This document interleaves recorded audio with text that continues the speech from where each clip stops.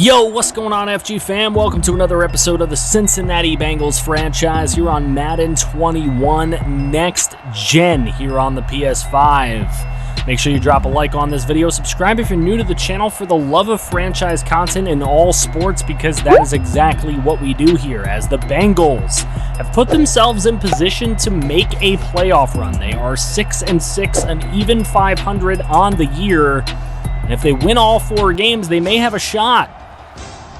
That might be a tough order, but can they at least get themselves to 9-7? Look, they are in the hunt at 6-6. The wild card teams right now are 8-4, and one of the 6-6 teams would make it, because I don't know why it doesn't show 7 teams making the playoffs, as Denver going for the fake punt and stopped in the backfield.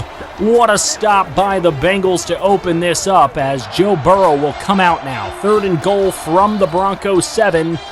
Here's Burrow, he's rolling to his right, and he's got an open lane for the touchdown as he runs this thing in to give the Bengals the lead here at Mile High Stadium against a team who's currently slotted to make the playoffs.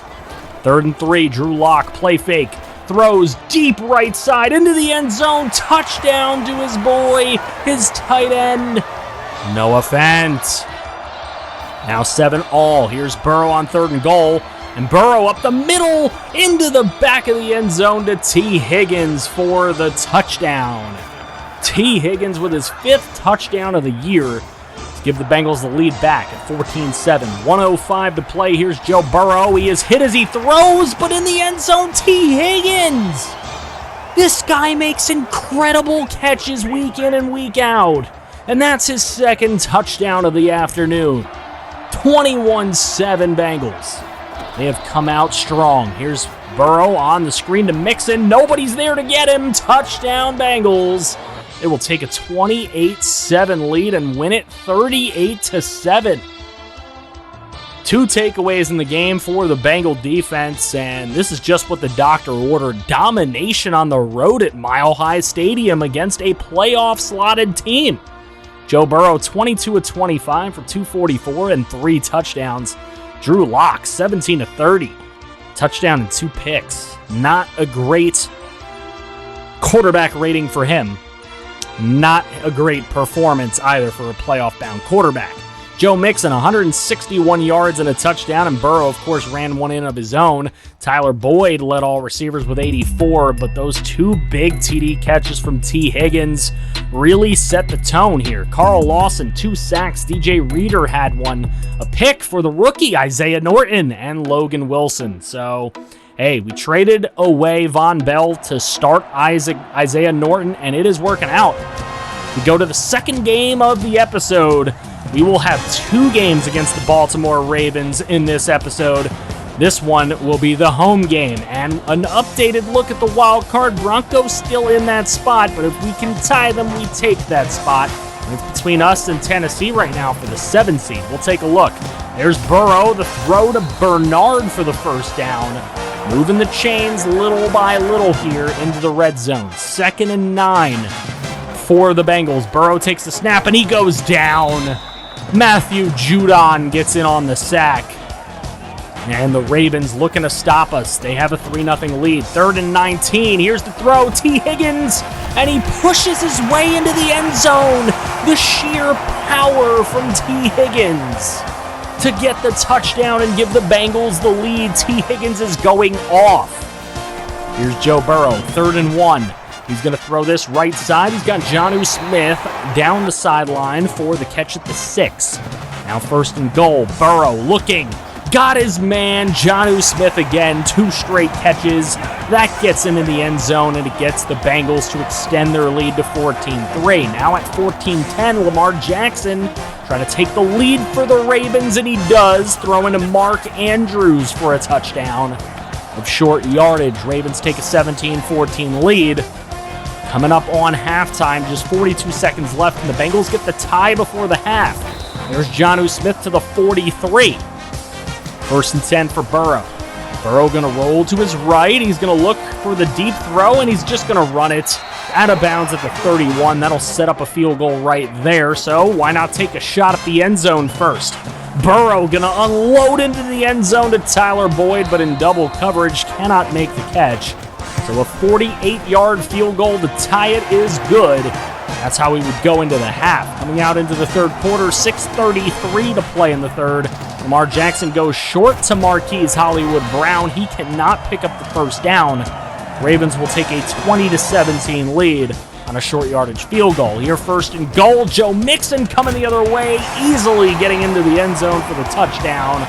And the Bengals take the lead at 24-20. Ravens come down the other side. J.K. Dobbins on 3rd and 15. Safe play. He runs. He has 140 yards, but they settled for 3. Ravens back down the other end with 3:20 to play, and it's picked off by Jaire Alexander. He is taking that thing back. I don't see anybody who's going to get him all the way to the end zone for Jaire Alexander, and it is a pick-6 touchdown to extend the Bengal lead. His 3rd interception of the season makes it 31-23. Here's Lamar now trying to bring his team back. A touchdown and 2-point conversion will do it. Dobbins with a nice first down play. He also draws the face mask. This one is particularly called on Jesse Bates III. 3rd and 3 for Baltimore. Here is Lamar Jackson. He has all day in the pocket with 2:12 to go, and he is going to take off and run. Didn't see anybody open. The coverage was great, and he is popped. The ball is popped loose, and there's Fred Warner with it. Nobody's catching Fred Warner. Mark Andrews dives and misses, and Fred Warner has a scoop and score for 6. A fumble 6 for Fred Warner, and the Bengals extend the lead, and they win it with that score of 38-23. Ravens led in yards in all aspects of the game, but both of those takeaways go for 6. And you just can't have that, especially not in the Who Day house. Joe Burrow, 18 of 26 for 228 and 2 touchdowns, no interceptions. Lamar actually threw for 310, which just about never happens. A touchdown and a pick. J.K. Dobbins had 138 rushing yards and a touchdown. Mixon only had 60 today. But T. Higgins, man, 81 and a touchdown. He led all receivers. That touchdown was dirty. And the Bengals come away with a win here. On defense, 10 tackles for Fred Warner. He did have the scoop and score. 3 for loss by Adrian Rudolph. Sacks, half for Rudolph and half for Willis, and an interception for Jaire Alexander. Forced fumble was by Dakota Torrance, which of course got picked up by Fred Warner for the scoop and score. And the Bengals get the win. Now, going into the 3rd game of the episode, it's against the Miami Dolphins. The town hoping to get this upset here against Cincinnati. Dolphins currently leading the division in the East at 7-7. They're not really that good of a division leader, and the Bengals are 8-6 as a wild card. Here's Joe Burrow on the play fake, throwing over to Tyler Boyd, and he will sneak into the end zone with a touchdown. Tyler Boyd setting the tone here early, and it's 10-0 Cincinnati. Let's take a look at some next-gen stats here real quick. Joe Burrow, see how quick he had to throw this ball. Let's see. He has to throw this thing in about 3.5 seconds, or he is going to get absolutely killed by 59. 2nd and 1 for the Bengals. Here's Burrow again. Deep throw. That time it's intercepted. Xavier Howard, one of the biggest ball hawks in the NFL, with his 20th career interception. Now on 3rd and 2, here's Burrow across the middle to Jonnu Smith for the touchdown. Miami gets an interception. They get no points out of it, and you got to take advantage when you have a chance. 24-0. Here's Tua throwing a deep ball to DVP, and Parker cannot make the grab on 4th down. So the Bengals with an opportunity to clinch this thing. Nice little run for Joe Mixon and a good little tricky play called by the OC. Bengals blank the Dolphins 31-0.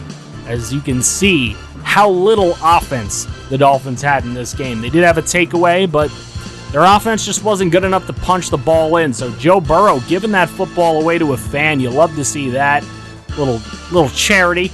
23 of 30 for 344, 3 touchdowns and a pick for Burrow. Tua was 19 of 37 for only 158. No touchdowns, no picks, though, for Tua. As we take a look at running yards, Joe Mixon, ho-hum day for him, 114 and a touchdown. That's about as usual. 112 receiving for Joe Mixon, though, and a touchdown. Too bad his X-Factor game wasn't today. He would have gotten it. Then we move into the defensive stats here. Jerome Baker had 13 tackles for them. Fred Warner, 10 tackles and 2 TFLs. DJ Reader had 2 sacks. Carl Lawson and Willis with a sack and a half. Dakota Torrance had a sack as well. Howard with the only pick of the game, and there were no fumbles in this one. So we take a look at the standings currently. The Bengals are 9-6, and if you count the teams that are 9-6 in the AFC, there's only 7 teams 9-6 or better, so all they got to do is win. Well, that's easier said than done. This would be their 4th win of the episode. They would have won all games in this one, and they have to go to Baltimore to get it done, who gave them a hell of a game last time. Baltimore is also slated to be a wild card team, so can they knock them out of the playoffs? Who knows? Here's Joe Burrow. He takes the snap on 3rd and 7, 4:50 to go in the half. Nothing much to show you from the first quarter. There's a nice first down, though, across the middle to T. Higgins. Now 2nd and 6, Burrow under pressure to Tyler Boyd in between like 6 Ravens, as Tyler Boyd crosses 1,000 yards on the season and extends the Bengal lead to 17-6. Here's Joe Burrow throwing underneath. He's got Bernard. D'Angelo Bernard turns it upfield, and he will get brought down at the 21-yard line of Baltimore as we're coming to a close here in the first half. Just about a minute to play. Now 45 seconds to play. Here's Joe Burrow on 1st and 10, throwing this one deep to the end zone. Tyler Boyd, what a grab! What a grab over Marlon Humphrey, and extends the lead to 24-6. With 40 seconds to go in the half, that's how it goes into halftime. Now coming out of the half, 3rd and 4 there. That's complete to Jonnu Smith. Bengals moving the chains. 3rd and 1. Here's Joe Mixon. He gets his way to the 5-yard line. He has 101 yards, and we're about midway through the 3rd. 1st and goal. Burrow looking on the slant route to Tyler Boyd. What a catch. Tight coverage, but he makes the play anyway. And Tyler Boyd's 3rd receiving touchdown of the game makes it 31-6. And what a beautiful one it is. Look at that, draped all over him. And what a catch from Boyd. Elliott draped on him. Later on, 2nd and 5 in the 4th quarter, 3:56 to go. Baltimore trying to make a comeback, and Joe Burrow says, "Not today, Junior." But Baltimore does end up getting it within 3 here in a simulation, and that will be covered up by T. Higgins on the onside kick. And that should do it for the Bengals. Just for a little insult to injury, knocking a field goal through as time expires. 41-35 is the final score in Baltimore. The Bengals on a huge win streak. Remember, this team was 3-6. They won their final 7 games of the season, and they do it here in Baltimore to solidify themselves as the 5 seed in the AFC playoffs. And you'll see what that'll do for them in just a moment. 20 of 26 for 298, 3 touchdowns and a pick for Joe Burrow. Lamar had 3 touchdowns and a pick too. Joe Mixon, 127 and a touchdown. Burrow also ran in a touchdown of his own. 104 and 2 touchdowns for Snead. Tyler Boyd had 85 and 3 scores. A touchdown for Will Fuller as well for the Ravens, who was their new pickup. Sacks for Akeem Davis-Gaither. We had picks for Jesse Bates, Patrick Queen for them. No forced fumbles and recoveries and all that stuff. So looking at the end of season stats, Joe Burrow, 4,600 yards, 36 touchdowns, 13 picks, and 70% completions. I think he played pretty well. Joe Mixon, 1,500 yards and 15 touchdowns, 5.1 a carry. Burrow also ran for 5 touchdowns and 200 yards this year. Would have liked to see more from Davion Beckham, but Mixon just kind of takes over. Tyler Boyd, 1,000 yards. Jonnu Smith, 1,000 yards for a tight end. Boyd had 11 TDs. Smith had 13. D'Angelo Bernard only had 1 TD, but he had 984 yards. Higgins, 863 and 7 touchdowns. A lot of mouths to feed in the receiving game. We have a lot of good receivers.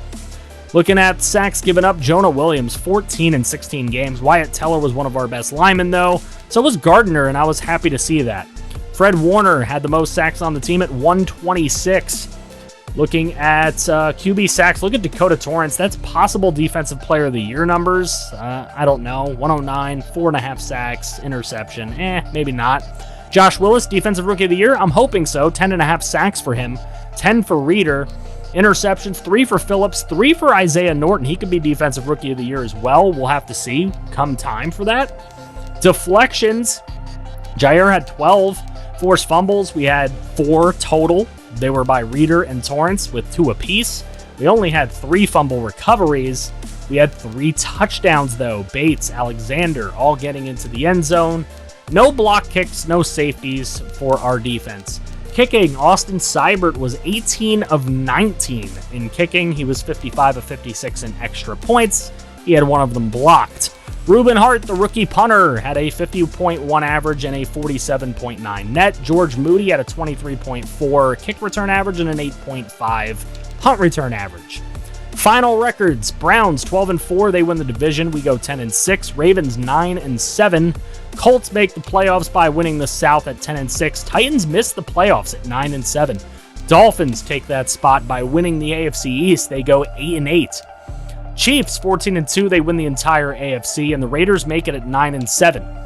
In the NFC, Packers win the North, Falcons win the South with the Panthers getting a wild card, Cowboys win the East with the football team and Eagles getting in the wild card spots, and the Rams win the West.